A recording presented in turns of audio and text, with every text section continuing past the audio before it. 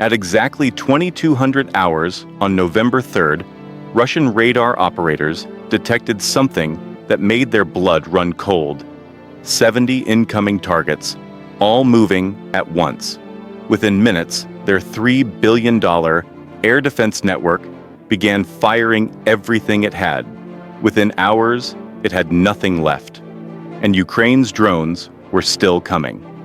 The date was November 3rd, 2025. The location was southern Russia, specifically the Belgorod and Kursk regions, approximately 40 kilometers from the Ukrainian border. Russian air defense operators had just completed their evening shift change when their long-range surveillance radars began registering something unprecedented.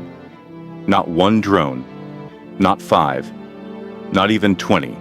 70 distinct radar signatures, all airborne simultaneously, all heading in the same general direction toward Russian military infrastructure. Senior Lieutenant Dmitry Volkov, the duty officer at the Regional Air Defense Coordination Center, initially thought it was a system malfunction. In his 12 years of military service, he had never seen this many unmanned aerial vehicles launched in a single, coordinated strike. He ordered his technicians to run diagnostic checks on the radar systems. The technicians confirmed what he feared most. Every single contact was real. 70 Ukrainian Kamikaze drones were inbound, flying at altitudes between 300 and 800 meters, traveling at speeds averaging 180 to 220 kilometers per hour. The swarm was deliberately spread across a 200-kilometer front, making simultaneous interception virtually impossible. What made this attack particularly devastating was not just the number of drones, but the deliberate orchestration behind it. Ukrainian military planners had spent weeks analyzing Russian air defense deployment patterns, radar coverage gaps, and missile inventory levels. They knew exactly how many surface-to-air missiles each Pantsir system carried. They knew the reload time for each Tor missile battery. They knew the maximum engagement capacity of the S-300 systems protecting critical infrastructure. And most importantly, they knew that Russia's southern air defense network, while appearing formidable on paper, was actually stretched dangerously thin across hundreds of kilometers of territory. The Ukrainian drones were not all the same type. Intelligence reports later confirmed that the attack package included at least 4 different drone variants. Approximately 30 of them were modified commercial quadcopters carrying 5 to 8 kilograms of high explosive charges. Another 25 were fixed-wing reconnaissance drones retrofitted with small warheads, designed primarily to trigger air defense responses and deplete missile stocks. 15 were larger, more sophisticated loitering munitions with electro-optical guidance systems capable of terminal phase target recognition. The final 10 were decoys, drones deliberately designed to have larger radar signatures than their actual size, intended to draw fire from premium air defense assets. This diversity was intentional. By mixing cheap, expendable drones with more capable systems, Ukraine forced Russian air defense commanders into an impossible decision matrix. Should they waste expensive missiles on potentially worthless targets? Should they conserve ammunition and risk letting a genuine threat through? Every decision became a gamble, and the clock was ticking. At 22:15 hours, the first Russian interceptor missiles left their launch rails. A Pantsir S1 system stationed near Belgorod fired its 12 surface-to-air missiles in rapid succession, attempting to create a defensive barrier against the approaching swarm. Within 90 seconds, all 12 missiles had been expended. The system successfully destroyed 4 Ukrainian drones, 3 of which were later determined to be low-value decoys and modified commercial units worth less than $3,000 each. The Pantsir system itself cost approximately $15 million, and each of its missiles carried a price tag of roughly $50,000. In less than 2 minutes, Russia had spent $600,000 in ammunition to destroy targets worth perhaps $10,000 total, and 66 drones were still inbound. This scenario repeated itself across the entire southern defense perimeter.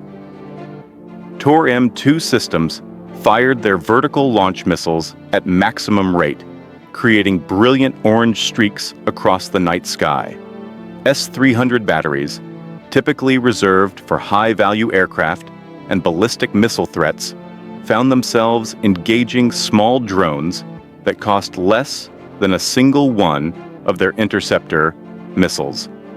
The mathematics of the engagement were brutally simple and utterly unsustainable. Russia was burning through millions of dollars in sophisticated ammunition to counter threats that cost Ukraine a fraction of that amount to produce and deploy.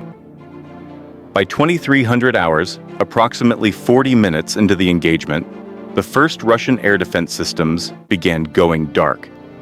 Not because they had been destroyed, but because they had exhausted their ready ammunition.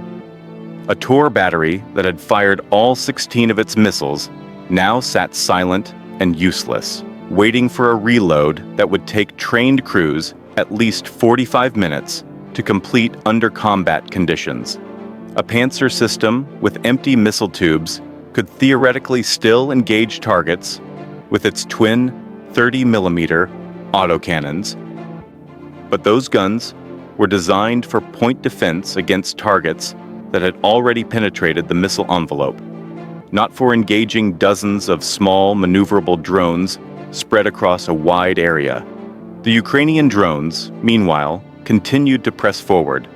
Some were shot down, some experienced technical failures and crashed before reaching their targets. But a significant percentage, later estimated at approximately 40%, survived the gauntlet of Russian fire and reached their intended targets. Ammunition storage facilities erupted in secondary explosions that could be seen from space. Fuel depots ignited, sending pillars of black smoke thousands of meters into the air. Communications towers collapsed. Radar installations were damaged or destroyed. Command posts were struck. The accumulated damage from dozens of small warheads, each carrying relatively modest explosive charges, created a cumulative effect that exceeded what a handful of larger, more expensive missiles might have achieved. What terrified Russian military analysts in the aftermath was not just the material damage, but the strategic implications. Ukrainian forces had demonstrated the ability to mass-produce and coordinate large numbers of relatively simple drones, creating swarm attacks that could overwhelm even sophisticated air defense networks through sheer volume. The attack on November 3rd consumed an estimated $30 to $40 million worth of Russian interceptor missiles and caused significant degradation to defensive capabilities across the entire southern military district. Ukraine's expenditure for the operation was estimated at less than $2 million in drone hardware, explosives, and operational costs. The cost-exchange ratio was approximately 20 to 1 in Ukraine's favor. But the true damage went beyond mere economics. For 72 hours following the attack, Russia's southern air defense network operated at drastically reduced capacity, while missile stocks were replenished and damaged systems were repaired or replaced. During that window, Ukrainian reconnaissance drones operated with near impunity over previously well-defended territory. Artillery spotters had uncontested access to real-time targeting data. Electronic warfare systems mapped Russian communications networks without interference. The temporary degradation of Russian air defenses created a cascading series of tactical advantages that Ukrainian forces exploited ruthlessly. Russian military leadership responded by rushing additional air defense systems to the southern region, pulling assets from other sectors and creating new vulnerabilities elsewhere. They increased combat air patrols, burning jet fuel and flight hours at an unsustainable rate. They implemented new engagement protocols designed to conserve expensive missiles for confirmed high-value threats. But every adaptation created new problems. Conservative engagement rules meant more Ukrainian drones successfully reaching their targets. Aggressive engagement rules meant faster ammunition depletion and higher costs. There was no perfect solution to the fundamental asymmetry Ukraine had created. Military analysts studying the engagement identified it as a textbook example of asymmetric warfare principles in action. Ukraine had deliberately chosen a method of attack that played to their strengths: mass production of relatively simple systems, innovative tactics, and acceptance of high attrition rates, while simultaneously targeting Russia's weaknesses: expensive ammunition stocks, limited production capacity for replacement missiles, and rigid command structures that struggled to adapt quickly to unconventional threats. The 70-drone swarm was not just an attack, it was a statement. It demonstrated that in modern warfare, quantity has a quality all its own, especially when that quantity is intelligently directed against an opponent's critical vulnerabilities. The attack also revealed the limitations of conventional air defense thinking. Russian systems were designed and optimized for a different kind of war, one where they would face limited numbers of high-value targets like fighter jets, cruise missiles, and ballistic missiles. They were never intended to deal with mass drone swarms, where the cost of the interceptor exceeded the cost of the target by orders of magnitude. The economic mathematics simply did not work. Every successful interception was simultaneously a tactical victory and a strategic defeat, as precious missile stocks dwindled, while Ukraine's drone production capacity remained largely untouched. In the days following the attack, Ukrainian military sources released carefully edited footage showing some of the drone strikes. The videos were brief, showing moments of impact, secondary explosions, and damage assessment imagery. They were distributed through social media and picked up by international news outlets, creating a media narrative that reinforced the tactical success. Russia, by contrast, remained largely silent about the details of the engagement, acknowledging that an attack had occurred, but providing minimal information about the scale or impact. This information, asymmetry, became its own weapon, as speculation about the true extent of the damage often exceeded the reality. The November 3rd drone swarm marked a turning point in the Ukraine-Russia conflict's evolution. It demonstrated conclusively that Ukraine had developed both the technical capacity and the tactical doctrine to conduct large-scale coordinated drone operations that could achieve strategic effects.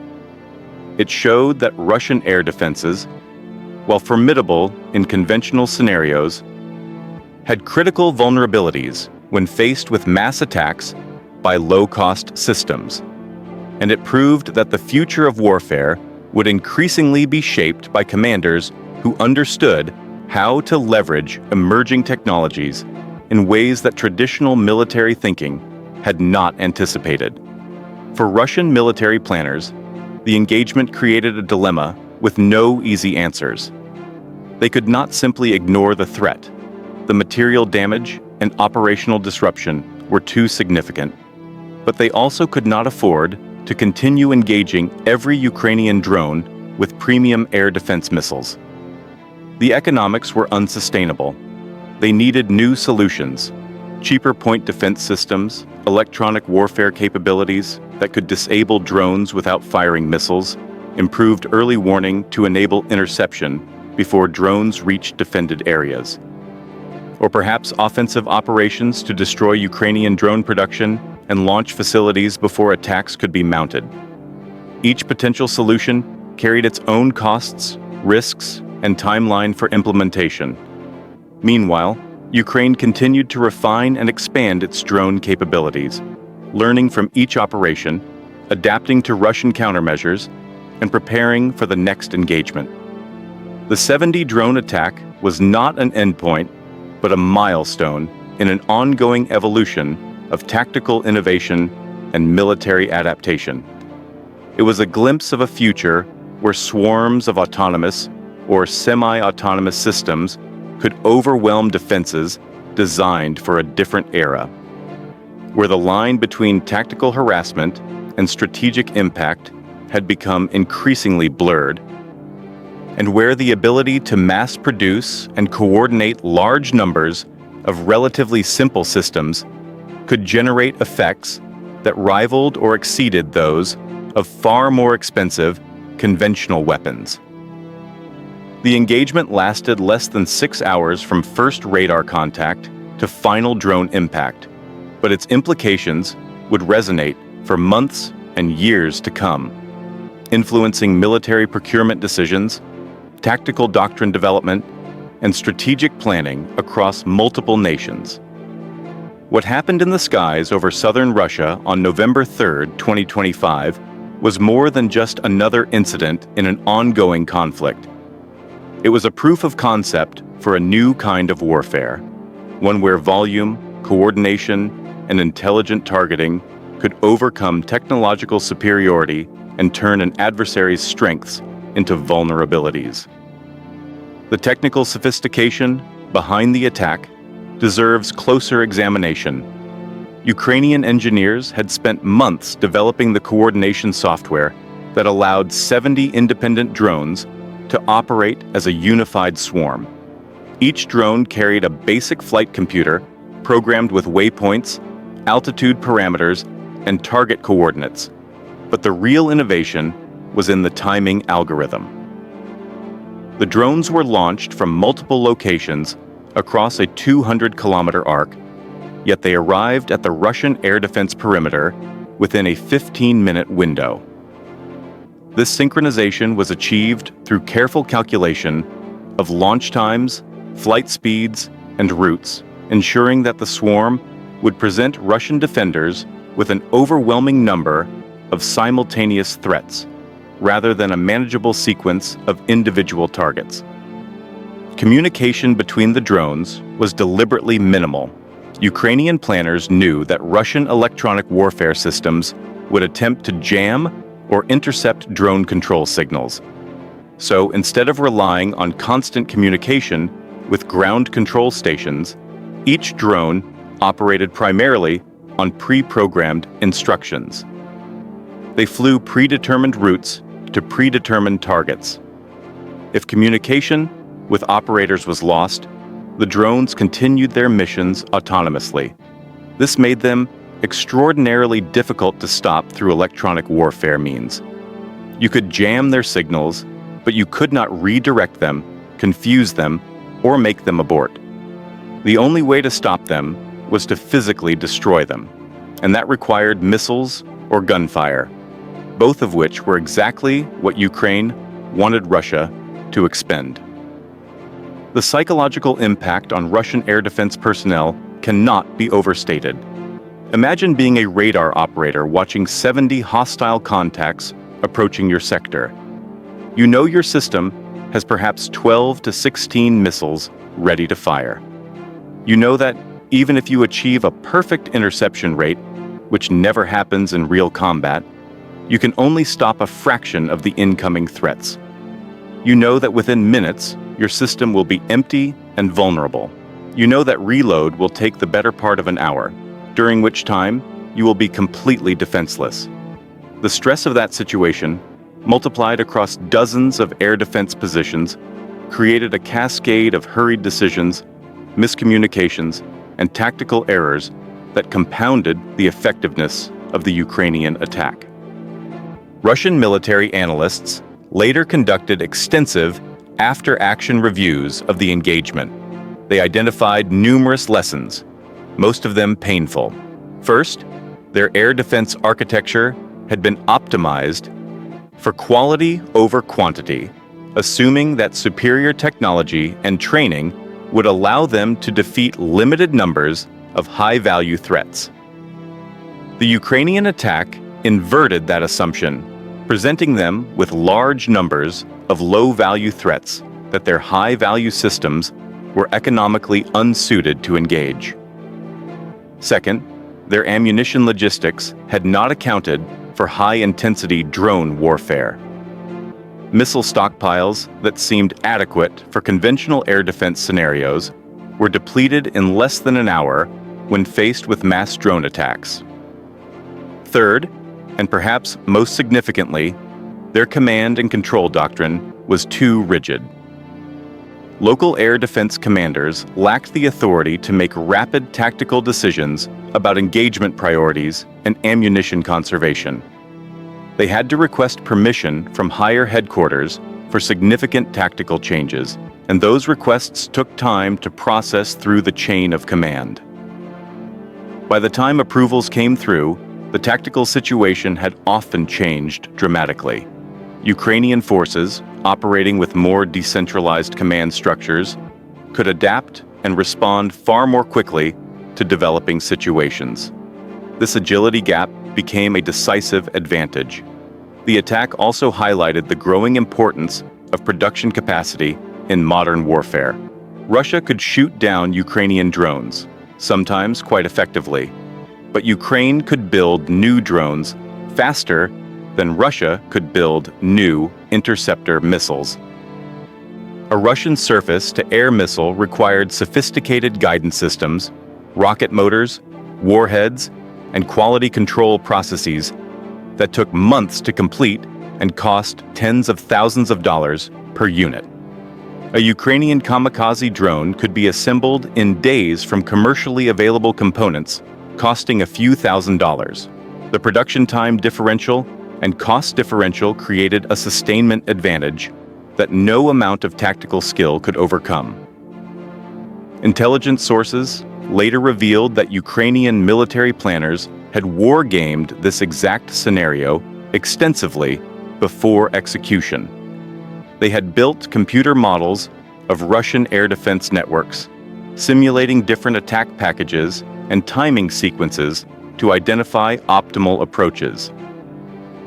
They had conducted small-scale probing attacks in previous weeks, deliberately triggering Russian air defense responses to gather data on reaction times, engagement patterns, and ammunition expenditure rates.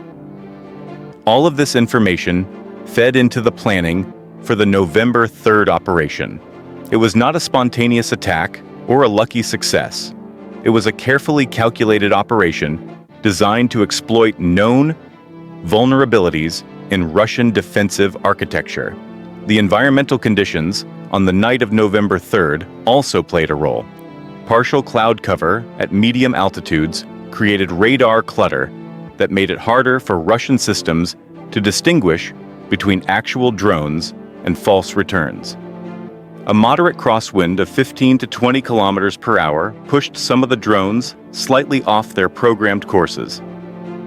But Ukrainian engineers had anticipated this and programmed sufficient navigation margins to compensate. The temperature was approximately 8 degrees Celsius, cold enough to reduce infrared signatures from drone engines, making heat-seeking countermeasures less effective. In the aftermath, Ukrainian drone manufacturers received significant attention from military forces worldwide.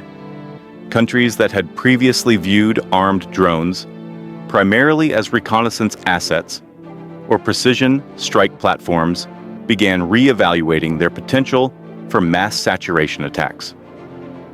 Defense contractors started developing new concepts for low-cost expendable munitions that could be produced in large quantities and deployed in coordinated swarms.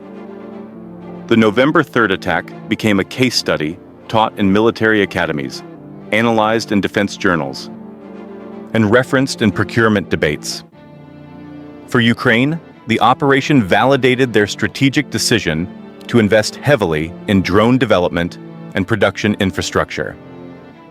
They had recognized early in the conflict that they could not match Russia in terms of conventional military hardware, tanks, aircraft, artillery systems, where Russia had decades of production experience and massive existing stockpiles.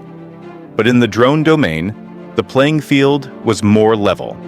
Ukrainian engineers, often working with limited resources but tremendous creativity, had found ways to turn commercial technology into effective military systems.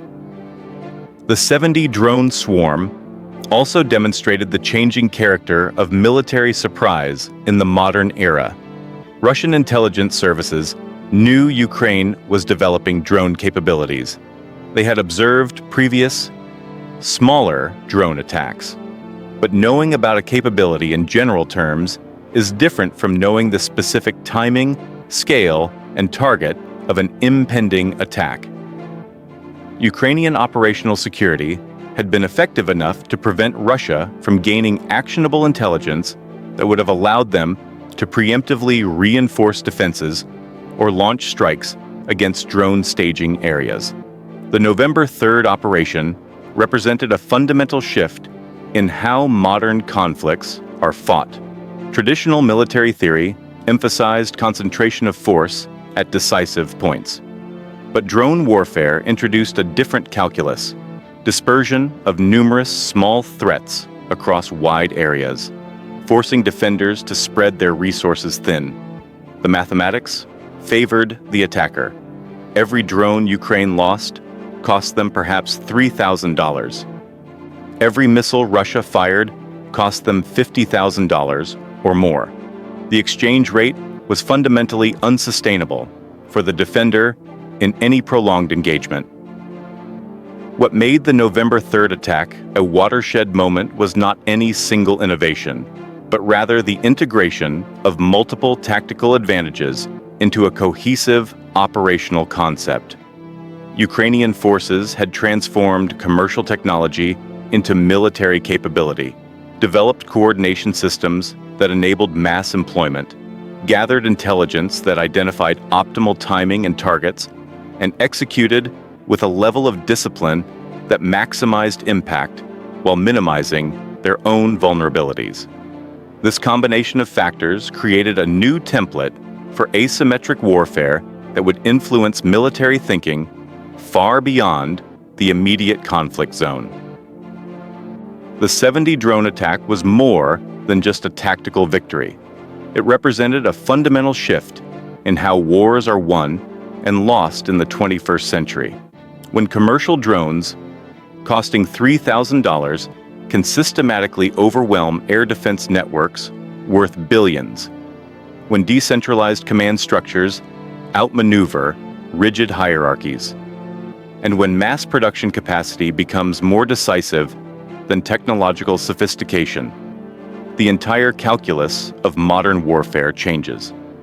The November 3rd operation proved that innovation, adaptability, and intelligent resource allocation can defeat conventional superiority. And that lesson will reshape military doctrine for decades to come. If this analysis gave you a new perspective on modern warfare, hit that like button. We decode military operations that mainstream media misses, breaking down the tactics, technology, and strategic thinking that define 21st century conflict. Subscribe to Combat, Decoded, for deep dives into drone warfare, electronic operations, and the asymmetric strategies reshaping the battlefield. New analysis drops every week. This is Warfare Decoded, and you just witnessed the future.